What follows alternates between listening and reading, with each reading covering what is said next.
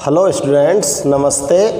Our chapter third electrochemistry is going on in this chapter. Today's our topic is Nernst equation. Nernst equation को आज हम यहाँ पर study करने वाले हैं और नर्स्ट एक साइंटिस्ट था। नर्स्ट कौन था? एक साइंटिस्ट था और इस साइंटिस्ट ने एक इक्वेशन को डेवलप किया था सेल के लिए। जो इलेक्ट्रोलाइटिक इलेक्ट्रोकेमिकल सेल होते हैं उनके लिए एक इक्वेशन को डेवलप किया था और नर्स्ट एक मैथमेटिशियन था। इस मैथमेटिशियन ने एक इक्वेशन को फॉर्म किया, उसे हम बोलते हैं नर्स्ट इक्वेशन। इस इक्वेशन के थ्रू उसने कोई भी गैल्वेनिक सेल के लिए कोई भी एक गैल्वेनिक सेल लिया और उस गैल्वेनिक सेल की इक्वेशन को किस तरह से रिप्रेजेंट करते हैं उसको एक्सप्लेन किया। तो स्टार्ट करते हैं हम नर्स्ट इक्वेशन। तो देखो नर्स्ट इक्वेशन क्या होता है, आप लोग थोड़ा सा ध्यान से चेक करेंगे।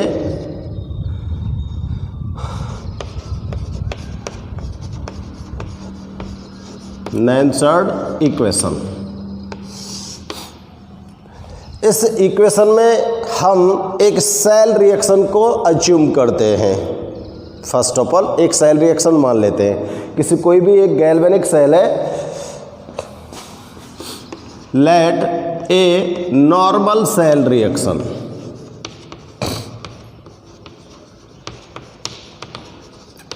Of a galvanic cell. Galvanic cell के लिए एक नॉर्मल रिएक्शन लिखते हैं और देखो नॉर्मल रिएक्शन क्या है, A B reversible C plus D. ये हमने एक नॉर्मल सेल रिएक्शन लिख दी। इसमें ये तो इसके रिएक्टेंट हैं और ये इसके प्रोडक्ट हैं। रिएक्टेंट कौन कौन है? ए और बी। प्रोडक्ट कौन है? सी और डी। ठीक है, यहाँ पर जो ये स्मॉल लेटर्स में जो यहाँ पर हमने इन रिएक्टेंट और प्रोडक्ट के आगे लगाए हैं, इनका मतलब होता है कि आप कोई भी सेल को, कोई भी रिएक्शन को जब रिप्रेजेंट करते हो या रिएक्शन को आप नोट करते हो तो उसको बैलेंस करने के लिए उनके यहाँ पर कुछ मल्टीप्लाई करते हैं ना, नंबर्स वगैरह को। कोई भी मैथ का कोई भी नंबर आप यहाँ पर ऐड मल्टीप्लाई करते हो तो वो नंबर्स है यहाँ पर। ठीक है ना, जो भी जैसे इसके आगे इसको बैलेंस करने के लिए 2 लगाना पड़ा, इसके आगे 3 लगाना पड़ा, इसके आगे 4 लगाना पड़ा। तो इस तरह से कोई भी इक्वेशन को जब आप क्या करते हो, बैलेंस करते हो, तो बैलेंस करते समय उनके सामने कोई ना कोई मैथमेटिकल नंबर आपको मल्टीप्लाई करना होता है। तो ये स्मॉल लेटर्स जो हैं वो मैथमेटिकल नंबर्स को रिप्रेजेंट करते हैं। ओके, अब इस सेल रिएक्शन को इक्विलिब्रियम पर कैसे नोट करेंगे? एट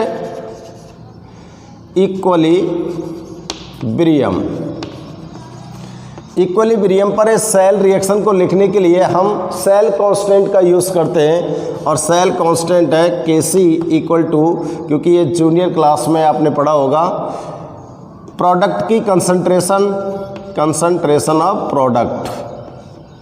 ये जो गुणांक होता है, ये जो अंग यहाँ पर मैथमेटिकल नंबर होता है, ये कहाँ पर चला जाता है? पावर में। डी की पावर डी अपॉन ए की पावर ए और बी की पावर बी। तो इक्विलिब्रियम पर जब रिएक्शन के अंदर रिएक्टेंट और प्रोडक्ट दोनों की अमाउंट सर्टेन हो जाती है, यानी कि फॉरवर्ड रिएक्शन और बैकवर्ड रिएक्शन की जो वेलोसिटी होती है, जो रेट होता है, वो इक्वल हो जाती है, तो इक्वेशन किस पर आ जाएगी? इक्विलिब्रियम पर। और जब इक्वेशन इक्विलिब्रियम पर आ जाएगी तो हम उसका इक्विलिब्रियम कांस्टेंट नोट कर सकते हैं। और इक्विलिब्रियम कांस्टेंट नोट करने के लिए पहले प्रोडक्ट की कंसंट्रेशन को नोट करते हैं और फिर उससे डिवाइड कर देते हैं रिएक्टेंट की कंसंट्रेशन का। क्लियर? ठीक है ना। अब देखते हैं, देखो थर्मोडायनामिक्स में जो 11th क्लास में थर्मोडायनामिक्स का चैप्टर था 5th, उसमें आपने पढ़ा होगा अकॉर्डिंग टू थर्मोडायनामिक्स।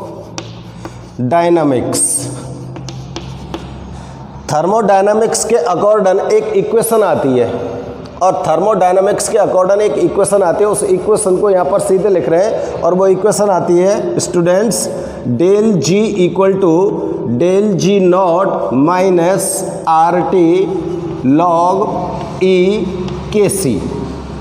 ये एक इक्वेशन आती थी थर्मोडायनामिक्स के अंदर, ठीक है ना।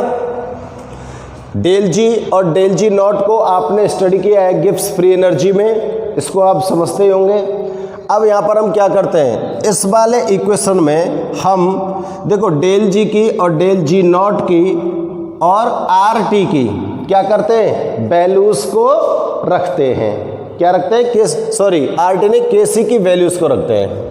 तो मैं यहाँ पर लिख रहा हूँ नीचे, put the values of del ji naught and K C, और के सी की वैल्यू को रखते हैं इस वाले इक्वेशन में।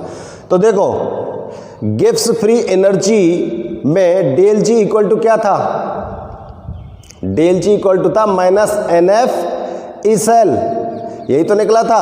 और डेल जी नॉट मीन्स क्या निकला था, del ji naught equal to minus n F E cell, E not cell, ये निकला था ना गिब्स फ्री एनर्जी से। तो डेल जी की वैल्यू क्या आ गई, minus n F E cell, और डेल जी नॉट की minus n F E not cell minus are t log e k c की वैल्यू क्या है, c concentration of c concentration of d divided by reactant की concentration. आप एक एक step को बड़े ध्यान से चेक करते चलना, क्योंकि थोड़ा सा लॉन्ग इक्वेशन है और टिपिकल भी पड़ता है, इसलिए ध्यान से चेक करो किस किस चीज़ की वैल्यूज़ को हमने यहाँ पर सीधा पुटअप किया है, ठीक है ना। फर्स्ट ऑफ ऑल आपने एक नॉर्मल गैल्वेनिक सेल के लिए रिएक्शन अज्यूम कर ली है, और इस रिएक्शन को हमने किस पर लिया है, इक्विलिब्रियम पर, क्योंकि सेल के अंदर भी इक्विलिब्रियम स्टेबलाइज होता है, और जब इक्विलिब्रियम एस्टेब्लिश्ड हो जाता है तो फॉरवर्ड रिएक्शन और बैकवर्ड रिएक्शन की जो वेलोसिटी होती है वो इक्वल हो जाती है, और उस टाइम पर हम नोट कर सकते हैं क्या, इक्विलिब्रियम कांस्टेंट। रिएक्शन के लिए क्या नोट कर सकते हैं, इक्विलिब्रियम कांस्टेंट। इक्विलिब्रियम कांस्टेंट को यहाँ पर केसी से डिनोट किया जा रहा है, और इक्विलिब्रियम कांस्टेंट नोट करते हैं तो पहले प्रोडक्ट की कंसंट्रेशन को नोट करते हैं, उसमें डिवाइड कर देते हैं रिएक्टेंट की कंसंट्रेशन का, ओके। और थर्मोडायनामिक्स से हमने ये वाला इक्वेशन पुटअप किया सीधे डायरेक्ट, और इस इक्वेशन के अंदर हम डेल जी नॉट और के सी की वैल्यूज़ को यहाँ कर रहे हैं पुट। तो देखो ये हमने यहाँ पर वैल्यूज़ को पुट कर दिया। अब यहाँ पर आप ठीक से ध्यान देना, इस इक्वेशन में से मैं एन एफ को कॉमन ले रहा हूँ, इस इक्वेशन में से क्या ले रहे हैं, एन एफ को कॉमन ले रहे हैं। जब एन एफ को कॉमन ले लेंगे तो इन दोनों साइड से तो एन एफ कट जाएगा, और यहाँ पर एन एफ किस में आ जाएगा, डिवाइड में आ जाएगा। तो देखो minus E cell equal to minus E not cell minus R T upon N F log e C concentration, D की कंसंट्रेशन डिवाइडेड बाई ए की कंसंट्रेशन, बी की कंसंट्रेशन। इस तरह से नोट करेंगे इसको, ध्यान से चेक करो, ठीक है ना। अब इसको मैं दोबारा फिर से लिख रहा हूँ इस इक्वेशन को। तो देखो E cell equal to E not cell, यानी कि एक तरह से हम इसके अंदर क्या कर रहे हैं कि जो ये माइनस का जो साइन है इसको भी चेंज कर रहे हैं, यानी कि इसको भी कॉमन लिया है हमने, एक तरह से मान लो। तो ये कैसा हो जाएगा, plus R T upon N F log E और सी की कंसंट्रेशन, सी डी की कंसंट्रेशन डी, ए की कंसंट्रेशन ए और बी की कंसंट्रेशन की पावर बी। तो ये इक्वेशन आ गई भाई स्टूडेंट्स। आप गौर से देखिए इस इक्वेशन को। इस इक्वेशन को बोलते हैं हम nursed equation. This equation is नेंसर्ड, this equation is नेंसर्ड equation. ठीक है ना, इस इक्वेशन को क्या बोलोगे आप? नेंसर्ड इक्वेशन बोलेंगे। अब देखो भाई साहब, यहां पर थोड़ा सा आप गौर करेंगे। देखो अब इस इक्वेशन में हम एफ की फैराडे की वैल्यू रखते हैं, आर की वैल्यू रख देते हैं, टी की वैल्यू रख देते हैं, यानी कि और इसको और सिंप्लीफाई करते हैं इक्वेशन को। तो देखो, put the value of R, R की वैल्यू क्या होती है? 0.821। टी की वैल्यू क्या होती है? टी को, टेम्परेचर को आप रूम टेम्परेचर पर लीजिए और रूम टेम्परेचर माना जाता है 25 डिग्री सेंटीग्रेड, और जब उसको केल्विन में कन्वर्ट करेंगे तो 25 डिग्री सेंटीग्रेड को ऐड कर दो किसके साथ? 273 के साथ। ठीक है ना, तो कितना हो जाएगा? 298 केल्विन। और फैराडे की वैल्यू कितनी होती है? 96,500 कूलम। इन सब की वैल्यूज़ को यहाँ पर पुट कर दीजिए आप। सारी वैल्यूज़ यहाँ पर नोट कर देंगे और नोट करने के बाद फिर आगे बढ़ते हैं बेटा।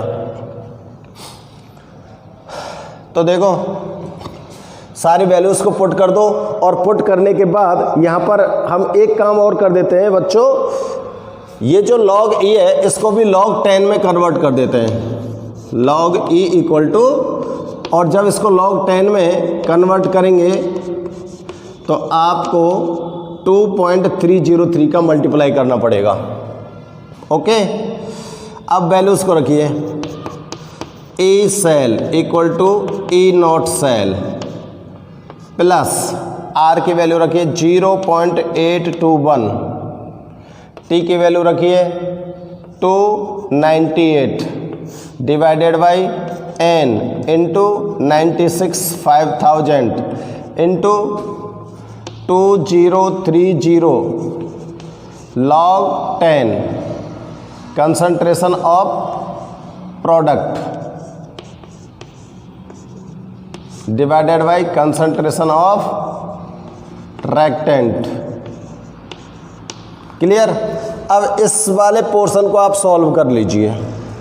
इस वाले पोर्शन को जब हम सॉल्व करते हैं तो हमारे पास जो वैल्यूज़ आती हैं वो वैल्यूज़ क्या आती हैं? हमारे पास जो वैल्यूज़ आती हैं बेटा वो क्या आती है? एक मिनट चेक करते हैं। तो देखो, इसका सॉल्यूशन लिखते हैं। E cell equal to E not cell minus, direct इसका सॉल्यूशन लिख रहा हूँ 591 divided by n log 10 concentration of C concentration of D divided by concentration of A into concentration of V। ये वाली वैल्यूज आएंगी आपके पास। ये इक्वेशन आप ऑब्टेन करोगे फाइनली। ठीक है ना, और फाइनली जो ये इक्वेशन आप ऑब्टेन कर रहे हो तो ये भी एक नॉन-स्टेट इक्वेशन ही है, जो ऊपर वाली रिएक्शन का कैलकुलेटेड फॉर्म कह सकते हो, सिंपल फॉर्म कह सकते हो। और जब भी आप कोई भी न्यूमेरिकल सॉल्व करोगे तो इस वाले इक्वेशन को यूज़ करोगे। न्यूमेरिकल्स को सॉल्व करने के लिए हमें ये वाली इक्वेशन यूज़ करनी होती है। ये भी एक क्या है, इसको भी क्या लिख सकते हैं आप? Non-state equation. ठीक है ना, इजी वे में चेक कर लो। आपने एक cell reaction, normal cell reaction को अज्यूम किया है, इमेजिन किया है, यानी कि सपोज करते हैं हम कि ये गैल्वेनिक सेल के अंदर ये वाली रिएक्शन हो रही है। ये तो रिएक्टेंट हो गए और ये प्रोडक्ट हो गए। और इस रिएक्शन का इक्विलिब्रियम पर इक्विलिब्रियम कांस्टेंट निकालते हैं। इक्विलिब्रियम कांस्टेंट निकालने के लिए आप प्रोडक्ट की कंसंट्रेशन के अंदर रेक्टेंट का डिवाइड करते हो, और ये स्मॉल लेटर्स जो यहाँ पर नोट हुए थे उन सब के बारे में मैंने आपको बताया था कि जब भी आप किसी भी इक्वेशन को बैलेंस करते हो तो कोई ना कोई मैथमेटिकल नंबर से उसको मल्टीप्लाई करते हो कि नहीं करते हो। तो उन नंबर्स को हम यहाँ पर किस में लिख देंगे, पावर में नोट कर देंगे। किस में नोट कर देंगे, पावर में। जब आप क्या लिखने चाह रहे हो, इक्विलिब्रियम कांस्टेंट, ठीक है ना। अब थर्मोडायनेमिक्स के अकॉर्डिंग हम एक इक्वेशन ये ऑलरेडी पढ़ चुके हैं अकॉर्डिंग टू थर्मोडायनेमिक्स, और ये इक्वेशन क्या थी, del ji equal to del ji not plus are t log e k c, ठीक है ना। अब इस इक्वेशन के अंदर हम डेल जी नॉट और के सी की वैल्यूज को पुट करते हैं इस वाली इक्वेशन में। तो डेल जी की जो वैल्यू है गिब्स फ्री एनर्जी से हमने मेजर की थी, del ji equal to minus n F E cell, ये निकाला था। जब डेल जी की value minus n F E cell होती है तो नॉट की क्या हो जाएगी, minus n F E not cell, ठीक है ना। Are t log e k c की वैल्यू आप यहाँ पर निकाल चुके हो, इसको जो कि तो पुट कर दीजिए। ओके, अब देखो इसमें से यहाँ पर इस वाली इक्वेशन पर ध्यान दीजिए, इसमें से हमने एन एफ को कॉमन लिया था। किसको कॉमन लिया था, एन एफ को कॉमन लिया था। जब एन एफ को यहाँ से कॉमन लेते हैं तो दोनों साइडों से ये एन एफ तो कट जाएगा, लेकिन एक एन एफ इसके डिवाइड में चला जाएगा। जब एन एफ को आप कॉमन लोगे तो दोनों साइड से एन एफ कट जाएगा और एन एफ किसके डिवाइड में चला जाएगा, आर टी के में। तो नेक्स्ट में हमने लिखा है इक्वेशन के अंदर दोनों साइड से एन एफ को कॉमन लेकर हटा दिया है और R T upon N F. Okay, बाकी इक्वेशन जो कि तो है।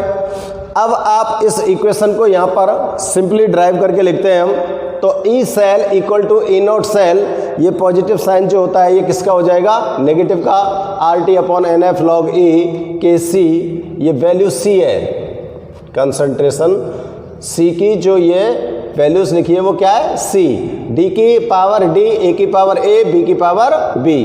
तो ये जो इक्वेशन आपने यहाँ पर डेवलप की है इसको ही बोलते हैं हम नर्स्ड इक्वेशन बोलते हैं। अब इस नर्स्ड इक्वेशन को और सिंप्लीफाई करते हैं आगे चलकर, तो हमको क्या करना पड़ेगा कि आर टी एफ और लॉग ई इन सब की वैल्यूज़ को अगर हम इसके अंदर पुट कर देते हैं तो इसका हमको सिंपल जो फॉर्म है वो ऑब्टेन हो जाती है।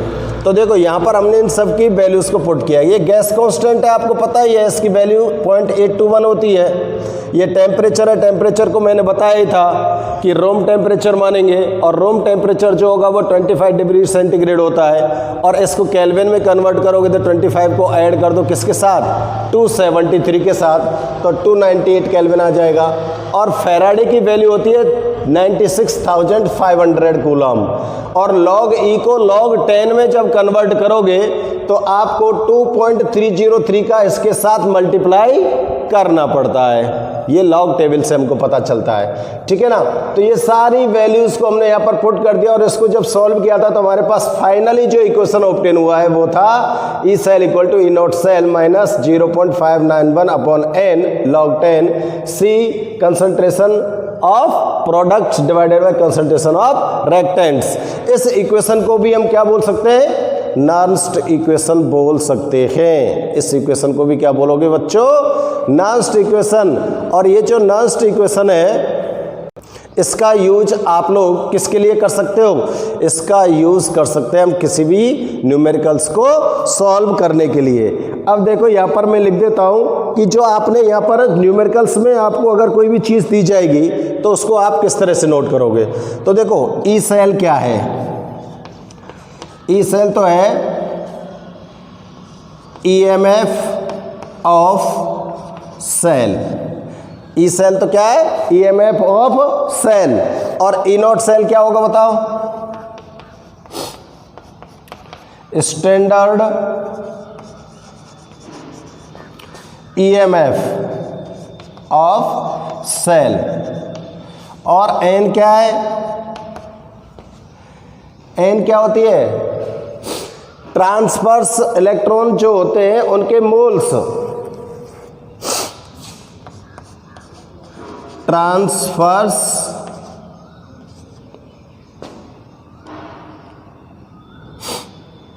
मोल्स ऑफ इलेक्ट्रॉन, मतलब चार्ज इलेक्ट्रॉन जो आपके सर्किट के अंदर फ्लो हो रहे हैं, तो कितने नंबर ऑफ मोल्स इलेक्ट्रॉन वहां पर ट्रांसफर हो रहे हैं, उनको किससे डिनोट करेंगे हम? n से। ठीक है ना। तो ये नर्स्ड इक्वेशन हो गई। अब इस नर्स्ड इक्वेशन का आप लोग क्या एप्लीकेशन कर सकते हैं, इसका क्या यूज होता है? तो नर्स्ड इक्वेशन का एप्लीकेशन देखते हैं। अब हम इसका यूज देखते हैं, एक क्वेश्चन लेकर इसका यूज देखते हैं और आपकी समझ में उस क्वेश्चन से और ठीक प्रकार से आ जाएगा। क्लियर है? तो आप लोग वीडियो को पॉज कीजिए और इस इक्वेशन को नोट कीजिएगा। अब हम चेक करते हैं एप्लीकेशन क्या हो सकता है। तो देखो यहाँ पे मैं नोट कर रहा हूँ, एप्लीकेशन ऑफ नॉन-नेंसर्ड इक्वेशन, और इसका एप्लीकेशन होता है, देखो बेटा, फर्स्ट एप्लीकेशन में इसका चेक करते हैं हम, डिटरमाइन द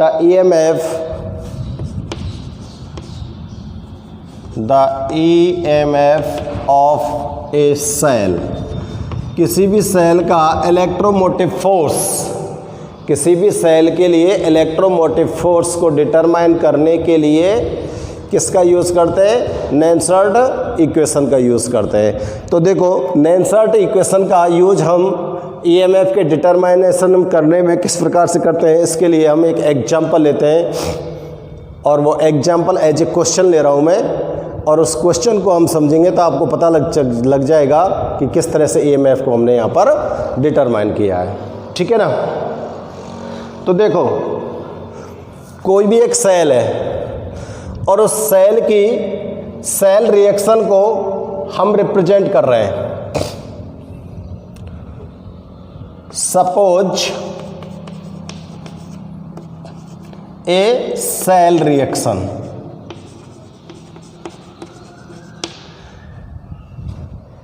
उसके लिए सेल रिप्रेजेंटेशन देख रहे हैं हम। सेल रिप्रेजेंटेशन नोट कर रहा हूं मैं सेल रिएक्शन के लिए। ठीक है ना। तो सेल रिप्रेजेंटेशन है Fe3+, इसकी कंसंट्रेशन ले ली हमने 1 मोल। साल्टब्रिज Ag+, इसकी कंसंट्रेशन ले रहे हैं हम 0.01 मोल, और Ag। ये सेल रिप्रेजेंटेशन हो गया। और ये सेल रिप्रेजेंटेशन हो रहा है तो आपको पता लगना चाहिए कि इसकी सेल रिएक्शन क्या हो सकती है। ये तो सेल रिप्रेजेंटेशन है, और सेल रिएक्शन नोट करोगे तो क्या नोट करोगे बताओ? Fe+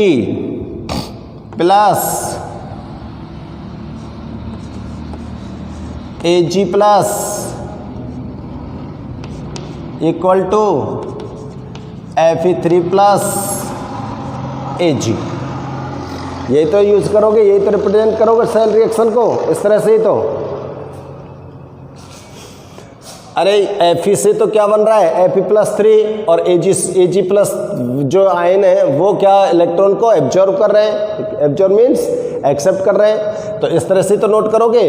तो यहाँ पर ऑक्सीडेशन और रिडक्शन रिएक्शन का पता लग रहा है आपको, ये चेक कर लेना, ध्यान रखना इस चीज को। ठीक है ना। चलो, और आपको यहाँ पर इस क्वेश्चन में देखो, इसमें फेरस आयन की कंसंट्रेशन दे रखी है, एल्यूमिनियम आयन की कंसंट्रेशन आपको दे रखी है क्वेश्चन में। ठीक है ना। कोई भी, जैसे क्वेश्चन ये हो सकता है कि कोई भी सेल रिएक्शन आपको दे दी, सेल रिएक्शन का सेल रिप्रेजेंटेशन आपको दे दिया, और सेल रिप्रेजेंटेशन में आपको दे दिया इस तरह से। तो इट मीन्स, इसका मतलब क्या होगा? इसका मतलब होगा कि फेरस आयन की कंसंट्रेशन तो 0.1 मोल है, और सिल्वर आयन की जो कंसंट्रेशन है वो 0.01 मोलर T है। ठीक है ना। और आपको यहां पर दे रखा है, मैं लिख देता हूं, E0 Fe +3 Fe equal to, इसकी वैल्यू दे रखी है, इसकी वैल्यू दे रखी है आपको -0.40 वोल्ट। ये आपको दी हुई है क्वेश्चन में, जो वैल्यूज में यहाँ पर नोट कर रहा हूँ। और E0 silver ion, silver equal to, इसकी वैल्यू आपको दे रखी है, मान लेते हैं +0.30 वोल्ट। ठीक है, ये वैल्यूज आपको यहाँ पर दे रखी हैं। समझ आ रही है बात। अब यहाँ पर देखेंगे, जो ये वाला पोर्शन होता है, ये Fe जो है, यहाँ पर किस तरह का काम कर रहा है, ये इलेक्ट्रॉन्स को क्या कर रहा है बताओ। यहाँ पर आयन फॉर्म से ये किस फॉर्म में आ रहा है, अरे आयन फॉर्म से ये आ रहा है किसके अंदर, एलिमेंट फॉर्म में, एटॉमिक फॉर्म में, मेटल फॉर्म में आ रहा है कि नहीं आ रहा है। तो इस मीन्स ये इलेक्ट्रॉन्स का क्या कर रहा है, इलेक्ट्रॉन गेन कर रहा है।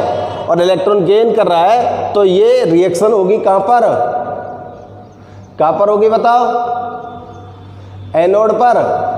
एनोड पर हो रही है रिएक्शन, और एनोड पर जो रिएक्शन हो रही है उसको क्या बोलते हैं आप, रिडक्शन पोटेंशियल बोल सकते हैं ना उसको।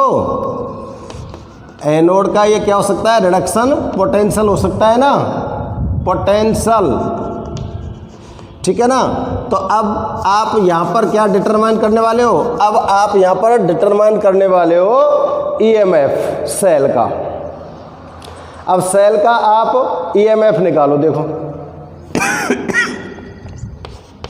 कैसे निकालेंगे।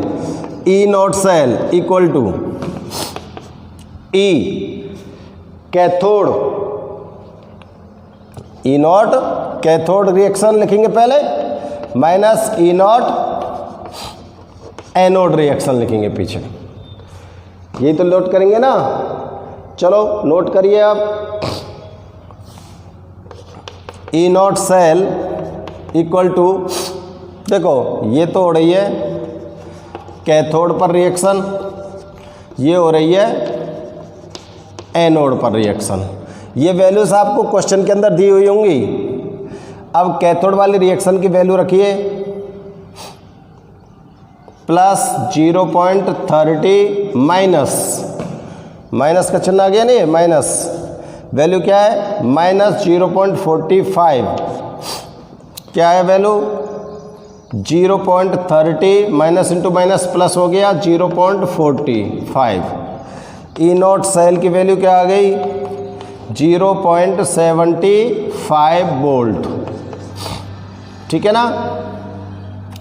तो ये EMF, स्टैंडर्ड EMF कितना आ गया आपके पास, 0.75 वोल्ट। क्लियर है ना। अब आप यहाँ पर चेक कीजिए, सेल रिएक्शन को चेक करते हैं। तो देखो बताओ, रिएक्शन ऑफ एनोड, एनोड पर कौन सी रिएक्शन हो रही है, एनोड पर रिएक्शन हो रही है भाई साहब क्या, Fe क्या कर रहा है, आयरन जो आपने यूज किया है वो आयरन आयन में, फेरस आयन में कन्वर्ट हो रहा है और कितने इलेक्ट्रॉन्स को रिलीज कर रहा है, 3 इलेक्ट्रॉन्स को। कैथोड पर रिएक्शन क्या होगी,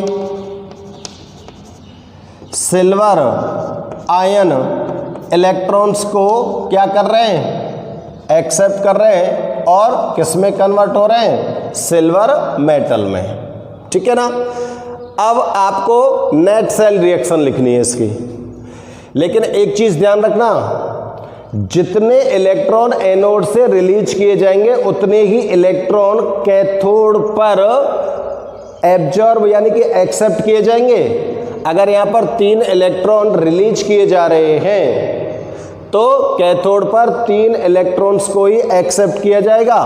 तो इसको बैलेंस करने के लिए आपको क्या करना पड़ेगा, यहाँ 3 से मल्टीप्लाई करना पड़ेगा ना, 3 से मल्टीप्लाई कर दो, या फिर आप ये लिख दो, इस तरह से नोट कर दो, 3 सिल्वर के आयन और 3 इलेक्ट्रॉन इसने ले लिए और 3 मेटल सिल्वर बन गए यहाँ पर, ठीक है ना।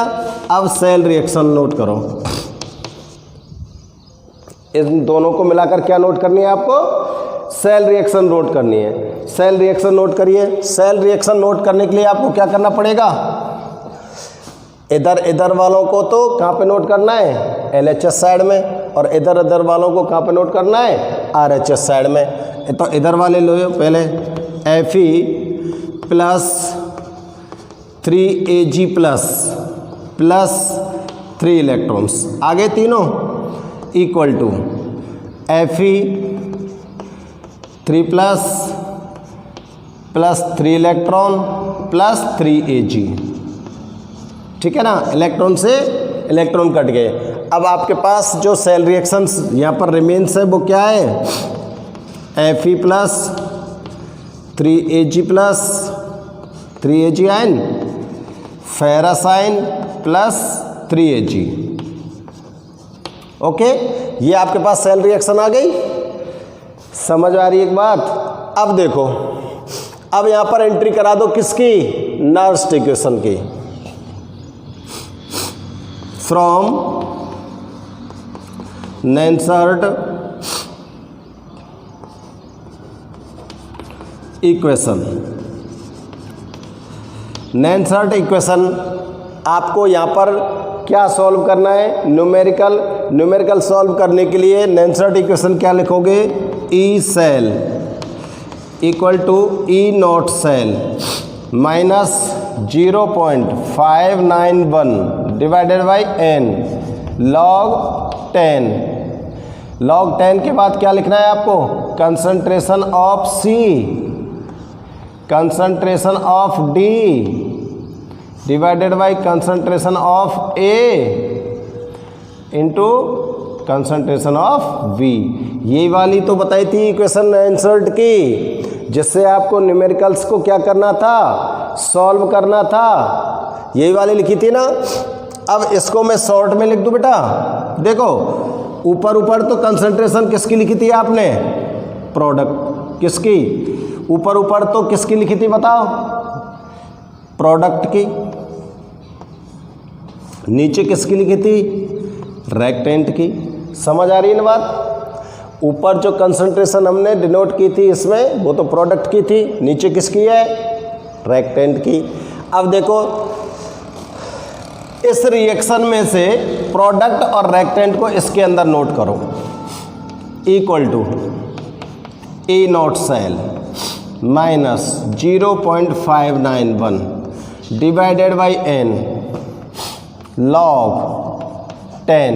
प्रोडक्ट क्या है बताओ, ये रहा प्रोडक्ट Fe3 प्लस, ठीक है। दूसरा क्या है, Ag। ये मैथमेटिकल नंबर लगा हुआ है, इसको कहाँ ले जाओगे आप, पावर में, डिवाइडेड बाई रेक्टेंट पे आ जाओ, Fe into 3Ag positive, Ag positive. ये मैथमेटिकल नंबर है, कहाँ पर ले जाओगे, पावर में। अब देखो भाई साहब यहाँ पर n क्या थी, transfers moles of number of moles of electrons. तो यहाँ पर सेल रिएक्शन में जाओ और सेल रिएक्शन में चेक करो कि कितने इलेक्ट्रॉन्स का ट्रांसफर हुआ था इस रिएक्शन के अंदर। आयरन ने 3 इलेक्ट्रॉन्स को रिलीज किया, जो ट्रांसफर होकर ये सिल्वर के पास पहुंचे, और सिल्वर ने 3 इलेक्ट्रॉन्स को एक्सेप्ट किया। तो कितने इलेक्ट्रॉन का ट्रांसफर हुआ, 3 का, ठीक है ना। तो here number of transfers electrons is 3, तो n की वैल्यू क्या आ जाएगी, 3। तो देखो बेटा आप यहां तक इसको नोट कीजिए, अभी हम इसको और आगे बढ़ाते हैं। यहाँ पर n की वैल्यू 3 रखेंगे और इसको आगे करते हैं। मैं इधर से इसको इरेज करता हूँ, आप फटाफट से ये वाली साइड नोट कीजिए, नोट करिए फटाफट से। चलो इधर से अब देखो n की जगह पे मैं क्या रख रहा हूँ 3, यहाँ ला रहा हूँ इक्वेशन को। E not equal to E not cell, sorry e cell equal to E not cell minus 0.591 divided by 3, n की वैल्यू 3 आ गई ना, log 10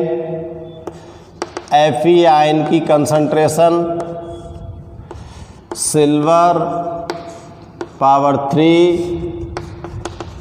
Fe की कंसंट्रेशन सिल्वर आयन की पावर 3। क्लियर, ये आ गई ना। अब एक चीज ध्यान कीजिए आप लोग, कोई भी सॉल्यूशन सेल के लिए आपने लिया है, वहां पर कंसंट्रेशन जो सॉल्यूशन की होती है वो किस पर डिपेंड करती है? सॉल्यूशन की कंसंट्रेशन डिपेंड करती है उसके नंबर ऑफ आयंस पर, मेटल पर डिपेंड नहीं करती है। सॉल्यूशन की जो कंसंट्रेशन होगी वो मेटल पर डिपेंड नहीं करेगी, वो आयंस की कंसंट्रेशन पर डिपेंड करती है। ठीक है ना। तो यहां पर जो मेटल्स हैं उनको आप हटा दीजिए, यहां पर जो मेटल्स आपको दे रखी है उनको आप हटा दीजिए, क्योंकि इनकी जो कंसंट्रेशन है उसको यूनिटी मान लिया जाता है और आयंस की कंसंट्रेशन को कैलकुलेट किया जाएगा, क्योंकि सॉल्यूशन की जो सेल के अंदर कंसंट्रेशन मानी जाएगी वो किसके बेसिस पर होगी? आयंस के बेसिस पर। तो इसलिए इन कंसंट्रेशंस को, जो मेटल की कंसंट्रेशंस है, इनको रिमूव कर देंगे और अब आपके पास जो आएगा वो क्या आएगा? E cell minus 0.591 divided by 3 log 10 Fe plus 3 ion की concentration divided by silver ion की कंसंट्रेशन का होल 3। अब आप जाइए अपनी इक्वेशन में, जो सेल रिप्रेजेंटेशन दे रखा था, सेल रिप्रेजेंटेशन में आपने देखा था, सेल रिप्रेजेंटेशन वाली जो रिएक्शन है वहां पर Fe आयन की कंसंट्रेशन दे रखी थी और सिल्वर आयन की कंसंट्रेशन दे रखी थी। Fe आयन की जो कंसंट्रेशन थी वो शायद 0.1 m थी और सिल्वर आयन के लिए जो कंसंट्रेशन ली थी वो शायद 0.01 मोलरिटी थी इसकी कंसंट्रेशन। ठीक है ना, यही तो थी। तो वैल्यू रख दीजिए। E not cell, E not cell की वैल्यू आपने निकालनी थी ना।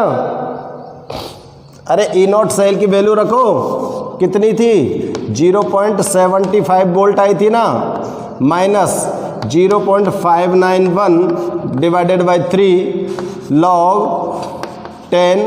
आयरन की जो कंसंट्रेशन थी वो कितनी थी? 0.01।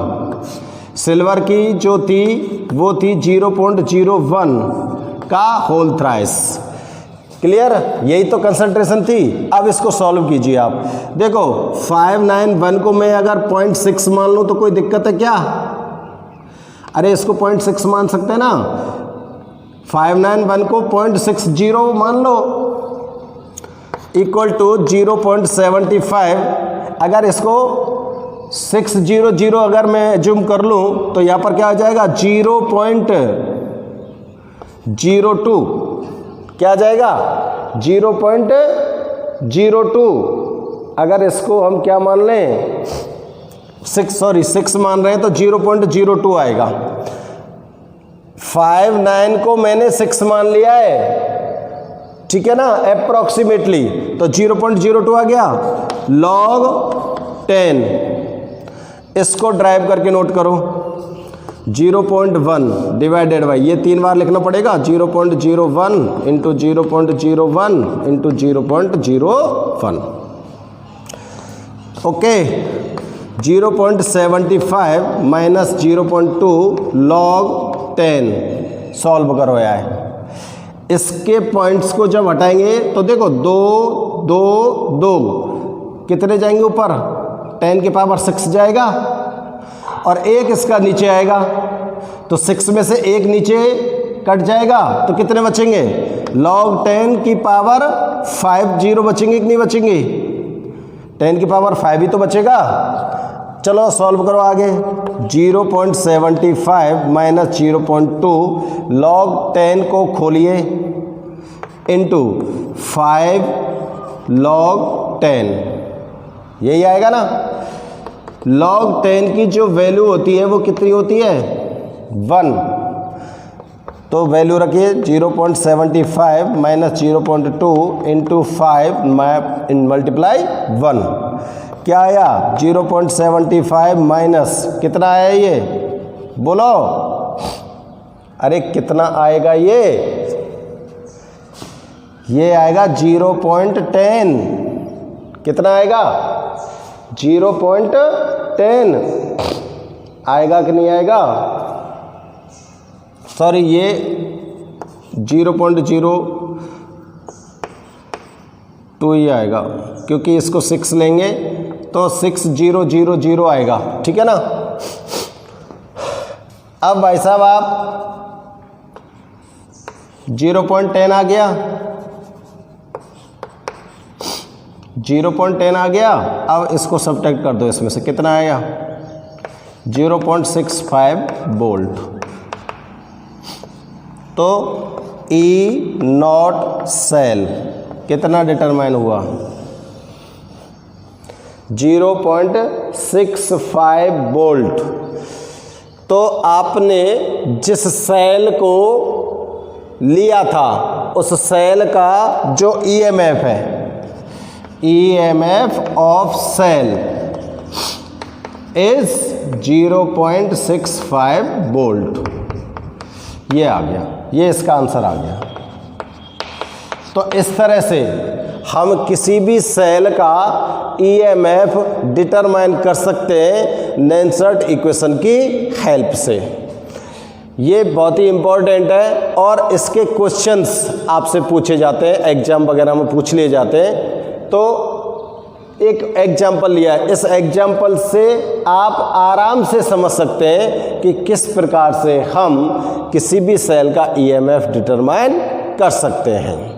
आपके एक्सरसाइज में भी ऐसा एक आध क्वेश्चन दे रखा है, उसको भी हम सॉल्व करेंगे, लेकिन पहले आप इस क्वेश्चन को और नेंसर्ट इक्वेशन को क्लियरली समझ जाएं और उसको ठीक से ड्राइव करना समझें। ओके स्टूडेंट्स, तो आज के इस वीडियो में बस मैं इतना ही बता रहा हूं, इसके बाद नेक्स्ट वीडियो में आपको और एग्जाम्पल्स के बारे में एक्सप्लेन करेंगे। Okay students.